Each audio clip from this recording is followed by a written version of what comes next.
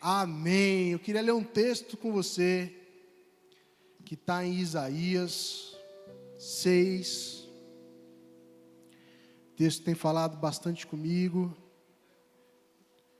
Espero que também fale ao teu coração.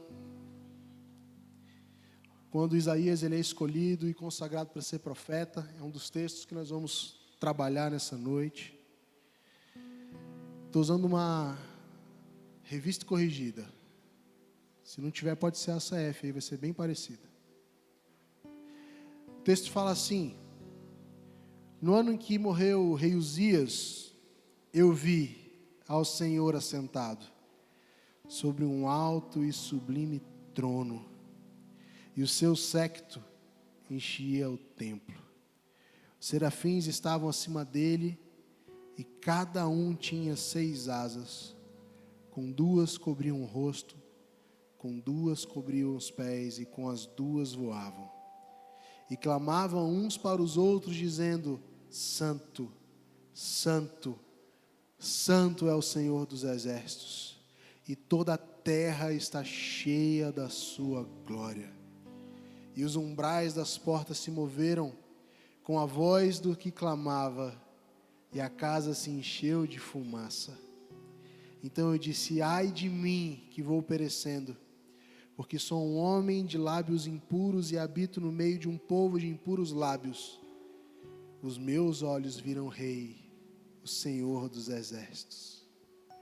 Mas um dos serafins voou para mim, trazendo na mão uma brasa viva, que tirava do altar como que uma tenaz, e com ela tocou minha boca e disse: eis que isso tocou os teus lábios, e a tua iniquidade foi tirada, e purificado do pecado. Depois disso ouvi a voz do Senhor, dizia: a quem enviarei, e quem há de ir por nós? Então disse eu: eis-me aqui, envia-me a mim. Nós vamos parar por aqui nesse momento. Uma das coisas que eu quero ressaltar aqui é que quando nós somos expostos à santidade de Deus, isso não é apenas um atributo dele, mas é um chamado para sermos parecidos com ele. Se fosse apenas um atributo de Deus, talvez ele não fosse tão motivador para que nós fôssemos parecidos com ele, talvez. Mas quando nós olhamos para Deus e olhamos para a santidade dele, para o que ele carrega em si, isso não é apenas sobre ele, mas é sobre o que ele espera de nós. Se ele é Deus, se ele é Pai, se nós somos filhos comprados por um sangue, por um preço muito caro, o que se espera é que nós nos pareçamos com ele. Então a santidade de Deus, que é um dos atributos mais visíveis de Deus em toda a Bíblia, talvez um dos que chama mais atenção, talvez o que seja mais marcante a respeito de quem ele é, ele não é apenas sobre ele, mas é um chamado para que eu e você vivamos em santidade. Deus é santo por natureza. Quando nós olhamos o texto de Isaías 6:3, diz que os anjos clamavam uns para os outros, dizendo: Santo, Santo, Santo é o Senhor dos exércitos, e toda a terra está cheia da sua glória. A santidade de Deus, ela é completa e absoluta em si mesmo. E o clamor dos anjos revela a majestade e a separação de Deus de todo o mal e de toda a impureza, meu irmão. Mas essa repetição, santo, santo, santo, ele é um símbolo da perfeição divina. Todas as vezes que um termo aparece mais de uma vez, seguido de outro, quer dizer sobre grandeza, quer dizer sobre quantidade, quer saber sobre volume, quer saber sobre algo que é de fato muito importante. E meu irmão, os anjos que o adoram diuturnamente em uma só voz, reconhecem a santidade dele, meu irmão. Quem sou eu e quem sou você? E quem é você para não reconhecer a santidade dele? Deus espera sim que nós nos reverenciemos a ele, e que a santidade dele nos constranja, mostrando para nós mesmos quem nós somos, e muitas vezes o quão distantes estamos de Deus. Deus não é apenas bom ou justo, mas Ele é santo, sem falhas e sem pecado. E nós precisamos reconhecer a santidade dEle nas nossas adorações todos os dias. Tiago, por que eu preciso reconhecer a santidade de Deus na adoração todos os dias? Porque quando nós adoramos, meu irmão, nós nos colocamos no mesmo ambiente aonde Ele está. A adoração é algo que muda ambientes, que muda situações, que muda lugares. Os louvores é um lugar onde Deus habita, é um lugar onde os anjos estão. E quando nós vamos adorar ao Senhor, meu irmão, se nós não estivermos em santidade, a nossa adoração ela não está chegando ao céu. A nossa adoração não está tocando o coração de Deus e não está fazendo com que os olhos e os ouvidos dele se inclinem para nós. Nós devemos reconhecer a santidade de Deus na nossa adoração, meus irmãos. Porque quando nós reconhecermos a santidade de Deus em nossa adoração, nós estaremos buscando também santidade. Sabe, queridos, não é uma santidade de nunca mais pecar, mas é uma santidade de nos sentirmos separados por Deus, para vivermos coisas novas nele e sermos de fato diferentes do que o mundo espera que nós sejamos. Sabe, meus irmãos, semana passada pregamos sobre unidade e falávamos sobre ser um só coração, uma só voz, uma só visão. E nós precisamos trazer isso para a adoração, porque se Deus é santo, Ele espera que eu e você também sejamos. E a Bíblia em vários lugares fala que sem santidade nenhum de nós verá o Senhor. E nem muito menos poderemos adorá-lo. Nem muito menos podemos adorá-lo. Às vezes a gente já se acostuma a entregar qualquer coisa para o Senhor.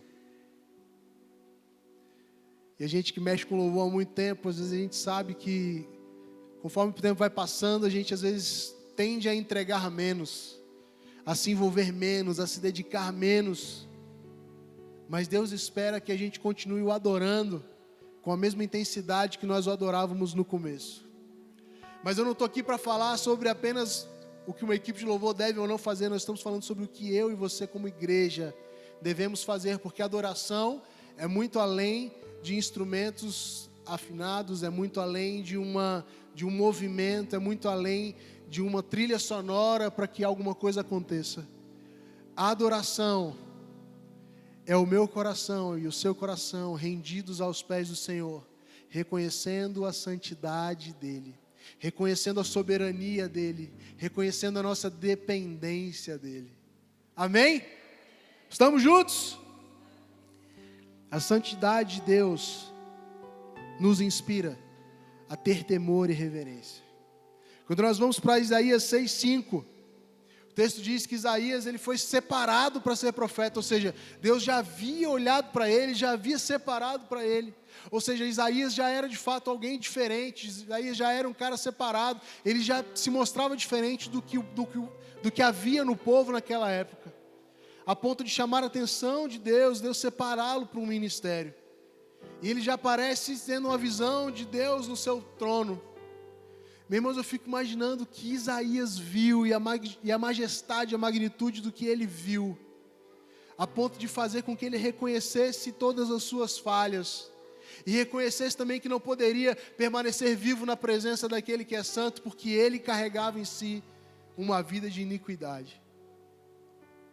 Mas o texto fala que quando ele reconhece: ai de mim, pois estou perdido, sou um homem de lábios impuros e habito no meio de um povo de impuros lábios. Os meus olhos viram o Rei dos Reis e Senhor dos Exércitos. A Bíblia diz que imediatamente no verso 7, que um serafim voou em sua direção e trouxe uma brasa viva em sua mão, que tinha acabado de tirar do altar, e tocou-lhe os lábios. E ali ele se tornou puro. Meu irmão, nós somos tocados e nós somos libertos e nós somos curados, aonde nós reconhecemos diante de Deus o lugar das nossas falhas, o lugar da nossa vergonha, o lugar do nosso opróbrio, o lugar da nossa derrota, o lugar onde caímos. Quando nós reconhecemos quem nós somos e o que nós carregamos. Sabe, eu costumo dizer que se Isaías tivesse falado que ele era totalmente impuro e não apenas os lábios, que ele talvez tivesse sido mergulhado nas brasas daquele altar. Mas ele reconheceu: meus lábios são impuros, e aí o anjo vem, ele toca exatamente no lugar onde Isaías reconhece que ele precisa ser tocado, naquilo que faz com que ele seja apartado de Deus, naquilo que ele carrega que não foi ainda purificado por ele. Um exemplo que eu também gosto muito é o exemplo de Jacó. Jacó se envolveu em N situações ao longo da sua vida, mas em dado momento, ele se encontra sozinho com Deus. E a Bíblia fala que ele luta com Deus, um anjo, com A maiúsculo na Bíblia, sempre vai se referir à presença de Deus, ao Senhor, numa versão sublimada. E ele luta com aquele anjo até o romper da alva. Mas ele só tem a vida dele mudada quando o anjo pergunta: qual o teu nome? E ele fala: eu sou Jacó, eu sou o usurpador, eu sou aquele que engana, eu sou aquele que trapaceia. Ele reconhece em si mesmo quem ele é, e a partir dali gerações são mudadas. A partir de um homem enganador, olhado pelos olhos humanos, um homem trapaceiro, um homem envolvido em várias situações difíceis, dentro da sua própria família, e talvez muitas outras que a Bíblia não relatou, mas sobre aquele homem que reconheceu quem ele era e foi tocado por Deus, Deus estabelece 12 tribos, Deus estabelece uma nação, Deus cumpre um propósito, Deus cumpre um chamado, Deus cumpre uma promessa feita ao seu avô. Sabe, meu irmão, quando eu e você reconhecermos quem nós somos diante de Deus, Deus vai começar a inaugurar nas nossas vidas uma nova fase. Deus vai começar a trazer à existência tudo aquilo que Ele já planejou desde a eternidade, que muitas vezes não está liberado para nossas vidas, porque nós não nos submetemos à vontade de Deus, e não nos colocamos no lugar de santidade, não nos tornamos pessoas separadas, e não buscamos ser parecidos com eles, porque muitas vezes estamos envoltos no pecado, e amamos ao pecado mais do que a Deus.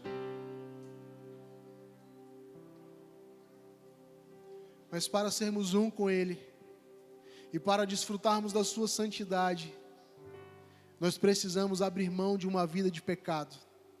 Nós precisamos abrir mão dos nossos pecados de estimação, que tanto nos dão prazer por alguns momentos, mas que nos afastam de uma eternidade com o Senhor.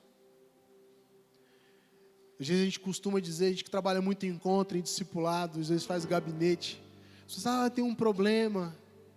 Meu irmão, pare de chamar o pecado de problema. Pare de chamar o pecado de problema. Muitas vezes você tem um pecado não confessado, uma iniquidade não confessada, que você segura para proteger a sua reputação, que você nunca falou para ninguém, que você nunca abriu, que você nunca deixou de fazer, que você sempre pratica. E os problemas são a consequência de uma vida de pecado. Os problemas são a consequência de uma vida longe de Deus. Os problemas são a consequência de uma vida parcialmente entregue a Deus. E eu não vou te dizer que quando você estiver totalmente entregue a Deus, você não vai ter problemas. Mas a forma como você vai passar por eles será diferente. Porque você vai saber que Ele é Rei dos reis, Senhor dos senhores. Que Ele é o Senhor dos exércitos, que é Ele que dá ordem ao meu e teu respeito, que é Ele que nos guarda no caminho, que é Ele que está diuturnamente mandando os anjos dEle se acamparem ao nosso redor, nos protegendo de todo mal, e dando livramento, e nos mostrando o caminho, e nos ensinando quando nós abrimos a palavra para conhecê-lo. Mas nós precisamos aprender que pecado tem nome. E enquanto nós não chamarmos pecado pelo nome, nós não experimentaremos a libertação que Deus quer que nós experimentemos. E eu acho muito legal as coisas de Deus, porque existem dois momentos. Um momento da confissão, é um momento eu e Deus, onde eu reconheço os meus pecados e automaticamente Ele já me perdoa, Ele já me libera daquele lugar, porque a Bíblia diz que Ele já morreu pelos nossos pecados. A Bíblia diz que pelas pisaduras dele nós somos sarados. Ou seja, meu irmão, tudo que eu fizer de errado daqui para o fim da vida, já foi colocado debaixo da cruz, pelo sangue de Jesus, já foi lavado, já foi remido, já foi santificado. Mas eu preciso reconhecer nele e pedir perdão a Ele, para que essa graça inaugurada na cruz me alcance.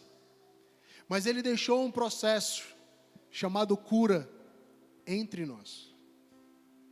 Entre nós. A Bíblia fala que nós devemos orar uns pelos outros, para que nós sejamos curados. Sabe por que Deus deixou a cura entre nós? Um dos motivos pelo qual eu creio que Deus deixou a cura entre nós é para que nenhum de nós fique preso à nossa reputação, em detrimento dele. Sabe, muita gente às vezes está dentro da igreja desde cedo e indo para o inferno, mesmo cumprindo todas as agendas e mesmo vivendo uma vida marcada por religiosidade, porque nunca confessou os seus pecados, porque nunca entrou no lugar de arrependimento, porque nunca alcançou misericórdia, porque fica protegendo a sua própria reputação. Meu irmão, a minha reputação e a sua reputação não vale nada diante de uma vida com Deus, diante de uma eternidade com Deus, diante do céu, que creia, é logo ali. É logo ali. O que nós fizermos aqui, meu irmão, por 80, 90, 100 anos, 120, se você ler Saúde do Homem Sábio, fizer o curso e for aprovado, vão determinar uma eternidade com ou sem Deus. Sabe uma das coisas que eu acho lindo na igreja Adã? É que os próprios púlpitos não protegem os pastores da reputação deles. Todos são homens íntegros e transparentes, que confessam uns aos outros seus pecados, que oram uns pelos outros, que não se envergonham muitas vezes de dizer: essa semana foi difícil, essa semana foi complicada, eu errei. Isso nos incentiva, irmãos. Nos incentiva a olhar para o nosso amigo do lado, para o nosso discipulador, no ambiente da nossa célula, e poder abrir o nosso coração e reconhecer que nós erramos. E quando nós reconhecemos que nós erramos, Deus vem e traz cura e libertação para as nossas vidas, e nos libera e nos aprova, para romper um lugar que às vezes nos aprisiona por anos, para a gente experimentar a santidade de Deus. No nosso quarto, dirigindo, indo para o trabalho, numa refeição à mesa com a nossa família, a presença de Deus naquele lugar, inundando o lugar, trazendo paz para o lugar. Você já foi numa célula que quando você coloca o pé dentro da casa da pessoa, você fala assim: nossa, que ambiente legal, que paz esse lugar. É a presença de Deus, meu irmão, é a santidade de Deus que já chegou ali antes, que já tocou aquela casa, que já tocou aquela família, que já fez aquela família viver novidade de vida, que já levou aquelas pessoas para perder a reputação delas e agradar o coração de Deus e viver em santidade com Ele. Amém? Nós somos curados no lugar onde nós reconhecemos que precisamos de cura. 1 Pedro 1, 15 e 16... traz para nós um chamado à santidade.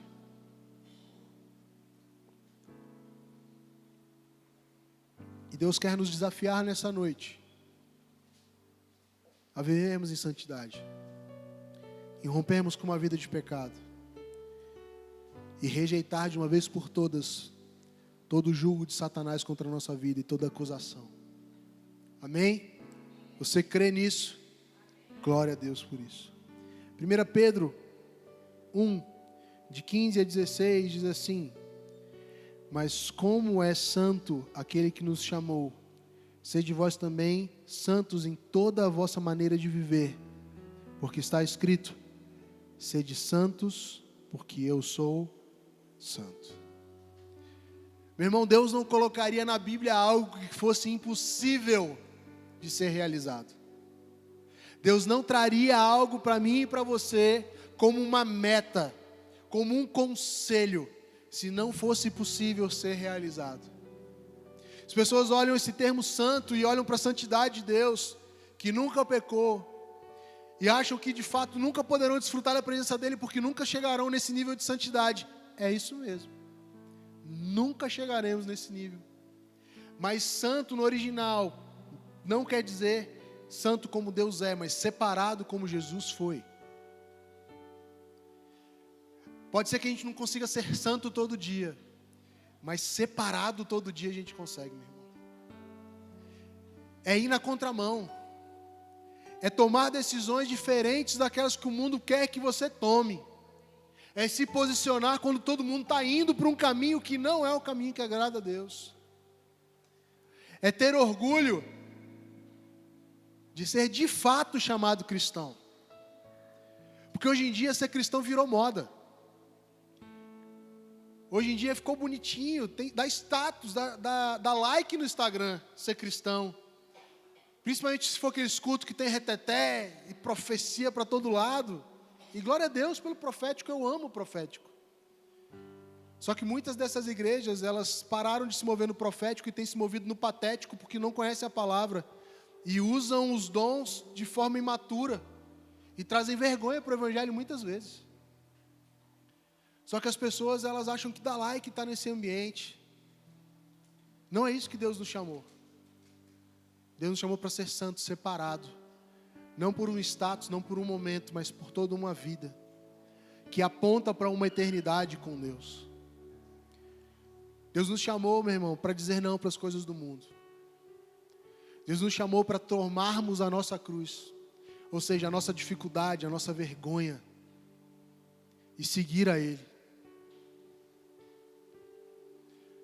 Tome sua cruz. Quem quiser vir após mim, tome sua cruz. Negue-se a si mesmo. Meu irmão, santidade é ambiente de renúncia. Santidade é ambiente de deixar para trás. Santidade é o lugar onde o velho homem morre. E é onde a nova criatura aparece. Isso é um lugar que Deus espera que eu e você ocupemos, meu irmão. Sabe, meu irmão, eu tenho buscado ser tão diferente, tão separado, que eu não preciso pregar para que as pessoas saibam que Deus está comigo. Eu tenho perseguido esse objetivo. De onde eu colocar a planta dos meus pés, o reino de Deus se estabeleça sem que eu precise abrir a boca para falar uma palavra. Sabe, meus irmãos, muitas vezes um olhar nosso, santificados por Deus, no lugar certo, pode mudar a vida de uma pessoa. Nós cantamos uma música aqui, Emaús, e fala assim, que Ele está à mesa, Ele nos observa. E eu fico imaginando o privilégio daqueles que tiveram a oportunidade de cruzar o olhar com Jesus.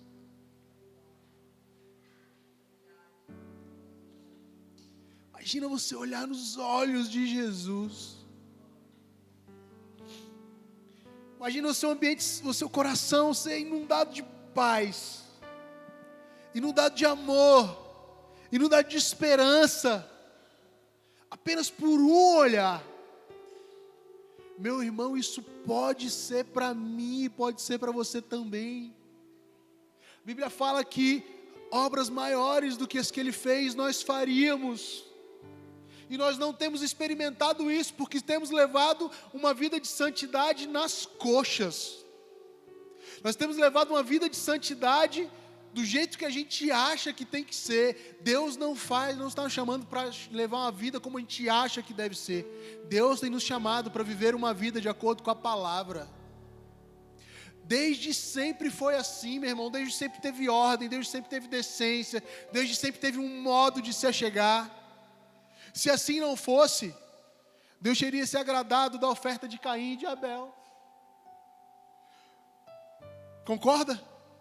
Se fosse para adorar de qualquer jeito, se ele recebesse qualquer coisa, Deus teria recebido a oferta de ambos. Mas a oferta de um foi rejeitada. E às vezes a gente acha que o Deus que desde sempre trouxe regras, trouxe orientações para o seu povo, mudou. Não mudou. Quando Ele constrói a arca, manda nós construir a arca, Ele dá a dimensão, o tamanho, como tem que ser, quantas janelas, quantas portas, qual o tamanho, o que fazer, como fazer. Quando Deus organiza para estar no meio do povo, no arraial, Ele fala como tem que ser. Ele dá os detalhes da arca. Ele dá o detalhe do que tem que estar dentro da arca. Ele dá o detalhe de como Ele quer ser adorado. E você acha mesmo que você pode chegar diante de Deus e entregar qualquer coisa? Como você acha que deve entregar? Não se iluda, meu irmão. Não se iluda. Deus quer que nós entreguemos a Ele o que Ele de fato espera receber. E Deus espera receber a adoração de uma igreja santa, de homens e mulheres santos, santificados nele, que se parecem com Ele, que são diferentes, que foram separados, e que têm se posicionado, e que têm levado uma vida que agrada a Ele.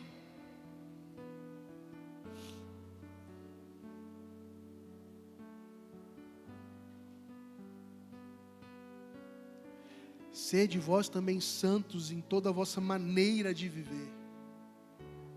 Não é só na igreja, meu irmão. Porque ser santo na igreja está fácil. Porque você entra na igreja e tem uma equipe de louvor que se preparou, que orou, que jejuou, que buscou na madrugada, que buscou em Deus um repertório, que ensaiou. Aí você tem um ministro de louvor que ele carrega algo que Deus derramou sobre a vida dele. E aí chega alguém que traz uma palavra, porque Deus de fato derramou algo sobre a vida daquela pessoa, e que essa pessoa também se preparou. E você recebe um abraço lá na porta de alguém que se santificou e também se preparou. E aí é fácil ser crente dentro da igreja, meu irmão. É fácil experimentar a presença, ou um vislumbre da presença dentro da igreja. Porque aqui todo o ambiente ele está preparado para que isso aconteça. Mas Deus está chamando a gente para ser santo depois daquela porta ali, ó. De segunda a segunda. Quando ninguém está vendo, meu irmão. Quando somos eu, você, Deus e o Espírito Santo.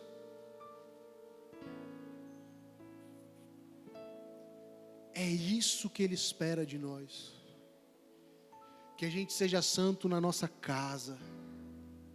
Que eu e você, homens, promovamos de fato na nossa casa um ambiente de adoração, um ambiente de ensino, um ambiente onde a presença de Deus se manifesta. Que você, mulher, manifeste a glória de Deus como ajudadora no seu lar. Você, filho, você, filha, manifeste a glória de Deus honrando seus pais acima de todas as coisas, amando a Jesus desde a pequena infância, desde a sua pequena idade. Que nós sejamos essas pessoas nos nossos trabalhos, na faculdade, em todos os ambientes onde Deus permitir que nós sejamos inseridos.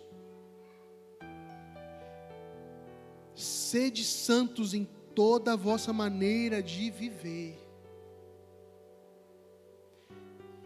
Deus nos chama para ser santos como Ele é santo. O que significa viver uma vida separada do pecado e consagrada a Deus. A santidade não é apenas algo que reconhecemos em Deus, mas um estilo de vida do qual nós somos chamados. Vivemos em um mundo onde o pecado muitas vezes é normalizado. Está vivendo uma época onde coisas que não são normais têm se tornado comuns. E nós temos aceitado. Nem tudo que é comum é normal. Hoje em dia está comum casais de todos os tipos, gêneros, nomes, alfabetos inteiros já, né? Já nem sei mais qual é a sigla, já está tão grande já. Isso está se tornando comum, mas meu irmão, não é normal. É comum homens dentro da igreja estarem expostos à pornografia, mas não é normal. É comum nós sermos atolados pela preguiça e puxados para baixo por ela, mas também não é normal, meu irmão. Tem várias coisas que são comuns. O pensamento de divórcio, o não entregar o dízimo, o vir à igreja apenas por uma questão social, são comuns, mas não são normais. Não são normais. As coisas normais estão colocadas para nós nesse livro. As coisas normais, por mais loucas que sejam, são aquelas que Deus revelou a nós como igreja. E que Deus tem pedido para que nós vivamos. Amém? Estamos juntos?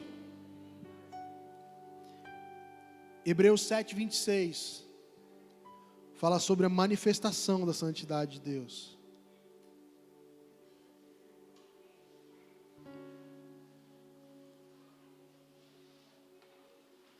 E o texto diz assim: porque nos convinha tal sumo sacerdote, santo, inocente, imaculado, separado dos pecadores e feito mais sublimes do que os céus, que não necessitasse, como sumo sacerdote, de oferecer cada dia sacrifícios, primeiramente por seus próprios pecados, depois pelo povo. Por isso fez ele, uma vez, oferecendo-se a si mesmo. Porque a lei constitui sumos sacerdotes a homens fracos. Mas a palavra do juramento, que veio depois da lei, constitui ao Filho perfeito para sempre. Essa é a manifestação da santidade de Deus. Jesus é o exemplo perfeito da santidade de Deus em forma humana. Ele viveu sem pecados e ofereceu sua vida como sacrifício santo por nós. E por meio de Jesus somos purificados e capacitados a viver em santidade. Não podemos ser santos por nós mesmos. Precisamos de Jesus para nos santificar e transformar. Ele é o modelo e a fonte da nossa força para viver uma vida santa, mediante o toque fresco de Jesus. Sabe, meu irmão, Jesus veio para inaugurar uma era aonde a disponibilidade da presença de Deus, ela é marcada. Antigamente os sacerdotes precisavam fazer sacrifícios por ele, sacrifícios pelo povo, para vez ou outra poder estar na presença. Aí Jesus vem, aquele que nunca pecou, e os nossos pecados são lançados sobre ele, e ele se faz maldição por nós, e ele vai àquela cruz, verte seu sangue, para que eu e você tivéssemos um acesso liberado a Deus. E é engraçado porque nós vivemos numa época onde a disponibilidade da presença, ela está a um dobrar de joelhos e ao fechar de uma porta do nosso quarto. E ela é tão disponível que ela passa despercebida. Eu lembro que alguns anos atrás teve uma crise hídrica aqui no DF. Vocês lembram disso? Todo mundo torrava água, né? Tinha goteira, ninguém via. Tinha cano furado, ninguém olhava. Aquela bagunça, porque era disponível. Mas chegou uma época que os reservatórios, eles quase se secaram. E a gente começou a experimentar o racionamento. Não era disponível quando eu queria. Não era todo dia que eu tinha. Se tornou caro. E podia ser que ficasse cada vez mais difícil até que chovesse. Lembra disso? Aí todo mundo foi atrás dos seus vazamentos, de guardar água, de ver se as caixas d'água estavam limpas, se tinha vazamento nelas. Aumentaram as caixas d'água das casas, né? Para poder suprir mais a necessidade. Assim é com Jesus hoje. Hoje ele é disponível. E por isso às vezes ele passa batido. Mas vai chegar um tempo, meu irmão, onde ele não vai estar tão disponível assim. Vai chegar um tempo onde a gente vai querer uma Bíblia para ler e a gente não vai ter. Vai chegar um momento onde a gente vai clamar pela presença e ela não vai aparecer.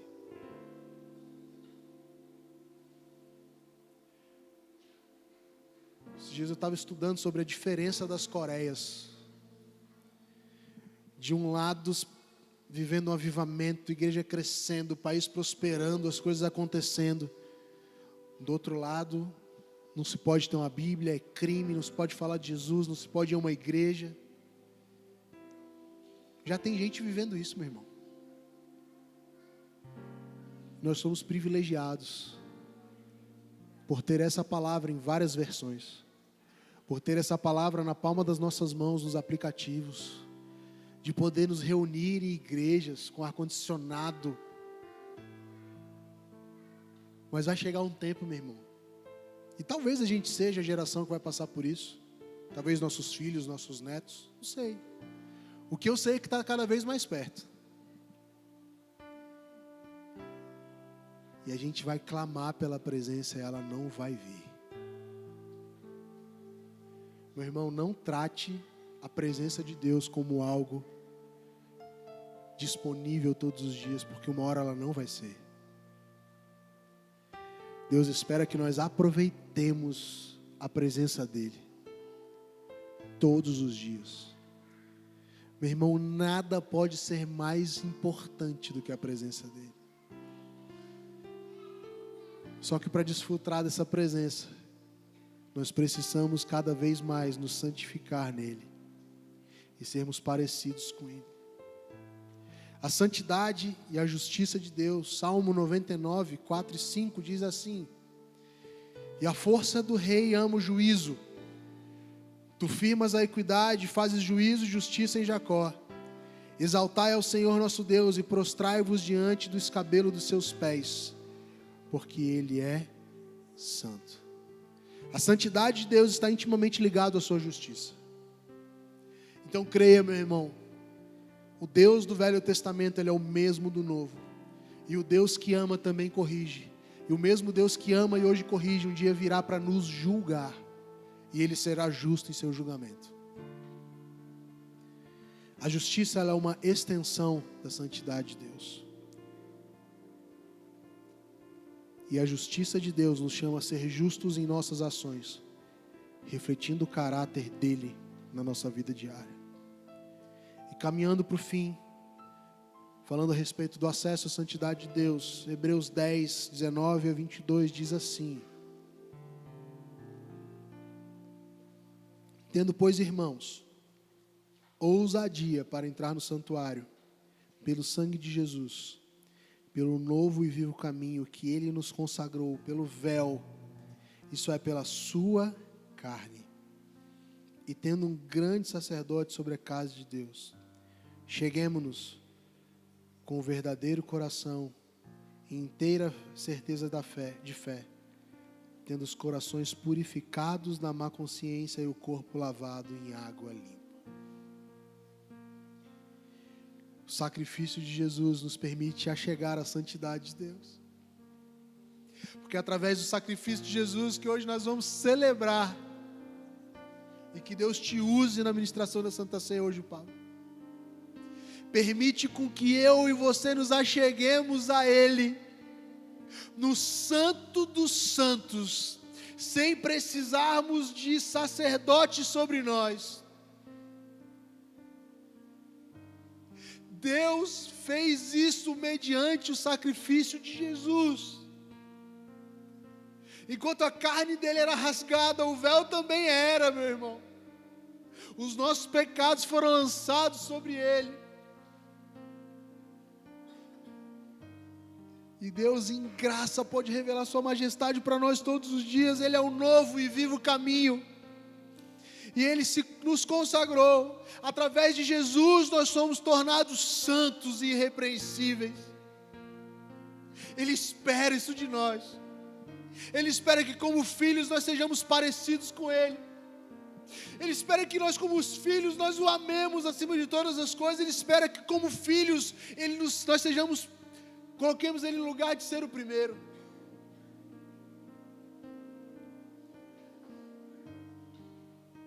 Uma das coisas que eu mais amo de manhã é quando antes de sair eu posso dar um beijo na Ana, um beijo no João. Meus filhos. Cara, você acha mesmo que Jesus não sente falta de você todas as manhãs antes de você sair da sua casa? Você acha mesmo que Deus não espera ser lembrado por você?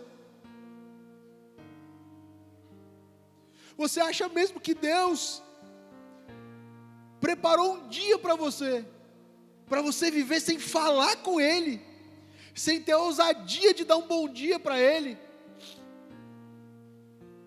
de entregar os seus planos para Ele?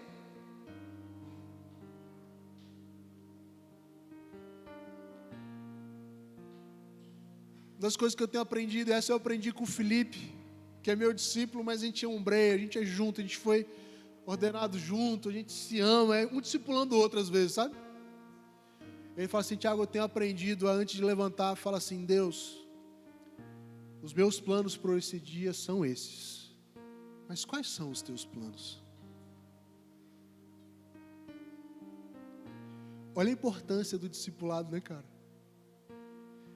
E eu tenho começado a fazer isso. Falo assim: Deus, meus planos são esses.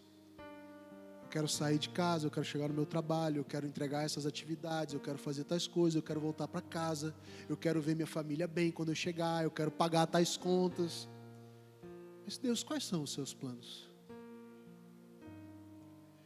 E vai muito de encontro que nós fomos ministrados esses dias pelo pastor Wagner, né? Espírito Santo, quais são os próximos passos? O que você espera de mim? O que você quer de mim? O que você quer me ensinar hoje? O que você quer falar comigo hoje? Para quem eu devo revelar a sua presença que habita em mim? Para quem eu tenho que ser voz profética hoje? Para quem eu tenho que ser lugar de cura hoje? Para quem eu preciso ser Betel hoje? Para onde eu preciso ser casa de pão hoje?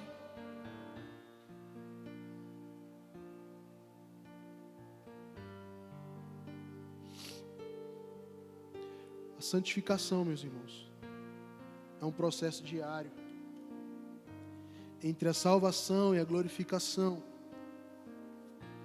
E nessa jornada em santidade, meu irmão, Deus espera que nós sejamos dia após dia aprovados. Quando nós aceitamos Jesus, nós passamos pela salvação, a porta da salvação se abre, a graça é inaugurada na nossa vida.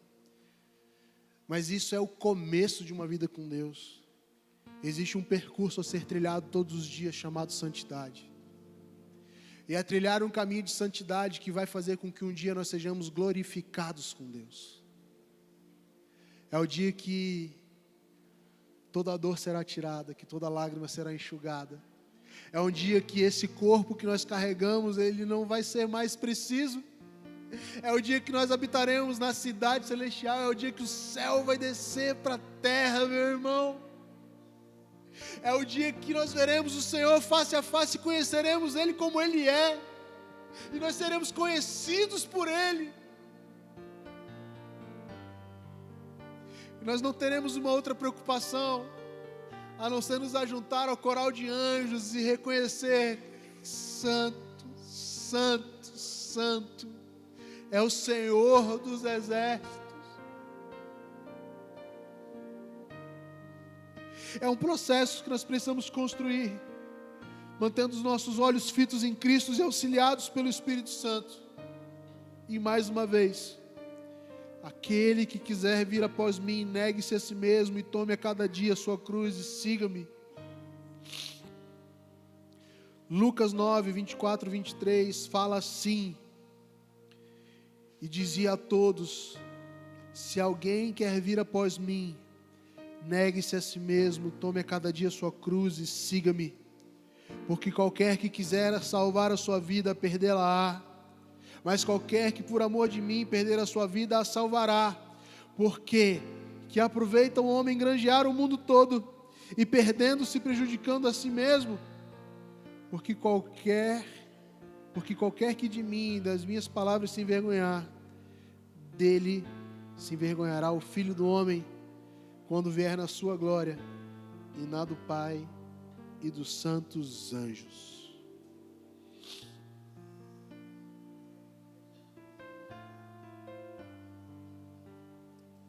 Esse texto ele vem para fechar tudo aquilo que nós falamos. Não busque preservar o seu caráter, a sua reputação. O texto fala: porque aquele que quiser salvar a sua vida, perdê-la-á. Mas qualquer que por amor de mim perder a sua vida, a salvará. Deus tem nos chamado a viver em santidade. Santidade de Deus é uma característica que nos traz tanto temor quanto esperança. Como Ele é santo, Ele nos chama a viver em santidade, mas nos oferece a graça para alcançar essa santidade através de Jesus. que nós possamos reconhecer esse chamado e responder a ele. E que a nossa vida reflita a santidade de Deus em todas as áreas da nossa vida. Amém? Eu quero orar com você. E se você sentir a vontade de vir à frente, venha à frente. Nós ainda vamos cear, temos tempo, fique tranquilo. Mas se você quiser vir à frente, entregar algo ao Senhor. Se você quiser vir à frente e reconhecer os seus pecados e tudo aquilo que tem te afastado de Deus. E muitas vezes nem é pecado só, é distração. Mas se você sabe que você pode viver muito mais em santidade do que você tem vivido, se você pode aproveitar muito mais do que Deus tem para a sua vida e não tem vivido, meu irmão, vem à frente, eu quero orar por você. Eu quero te permitir orar por você mesmo, entregando os seus caminhos a Deus, reconhecendo como Isaías reconheceu Deus: eu sou um homem de lábios impuros e habito no meio de homens de impuros lábios. Se você pode fazer isso, meu irmão, reconheça o lugar da sua vergonha, reconheça o lugar do seu opróbrio, reconheça o lugar que precisa ser tocado, reconheça o lugar que tem feito separação entre você e Deus, meu irmão.